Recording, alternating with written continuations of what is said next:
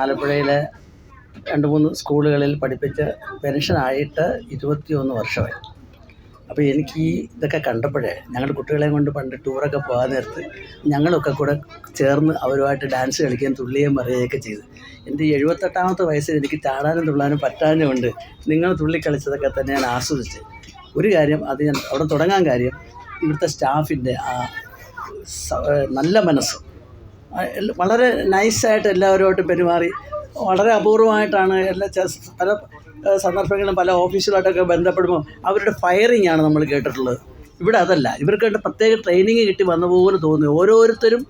ഓരോരുത്തരേക്കാൾ better ആകാൻ വേണ്ടിയിട്ട് നല്ല നൈസായിട്ട് ആ വലിയ പെരുമാറ്റം, നന്ദി, അത് ഒരിക്കലും മറക്കാൻ കഴിയില്ല. ഞാൻ ഇത്രയും പ്രായമായിട്ട് എനിക്ക് ഏറ്റവും എന്നെ ആകർഷിച്ചത് ഇവരുടെ കൂട്ടായ്മയും ഇവരുടെ നല്ല പെരുമാറ്റവുമാണ്. പിന്നെ ഭക്ഷണം ഉണ്ടാക്കുന്നത് എൻ്റെ അയൽവാസികളൊക്കെ ആണെന്ന് തോന്നുന്നു. അവർ പറഞ്ഞപ്പോൾ നല്ല രീതിയിലാണ് ഭക്ഷണം ഉണ്ടാക്കിയത്. ഞാൻ ആലപ്പുഴ ടൗണിൽ ഈ ബോട്ട് ജെട്ടിയോട് 1 കിലോമീറ്റർ വടക്കുമാറി താമസിക്കുന്നതാണ്. ആലപ്പുഴ പ്രദേശം മുഴുവൻ അറിയാം, പലരും പരിചയമുണ്ട്. വളരെ എന്ത് പറഞ്ഞാൽ എനിക്ക് ആ വാക്കുകൾ അങ്ങനെ പറഞ്ഞ് അറിയിക്കാൻ സാധിക്കില്ല. അത്രയേറെ ഹൃദ്യമായിരുന്നു. എൻ്റെ ഓർമ്മയിൽ ഒരു വലിയ കാര്യമായിട്ട് നിലനിൽക്കും. വളരെ വളരെ നന്ദി. ഒരിക്കൽ കൂടി സ്റ്റാഫിന് നന്ദി.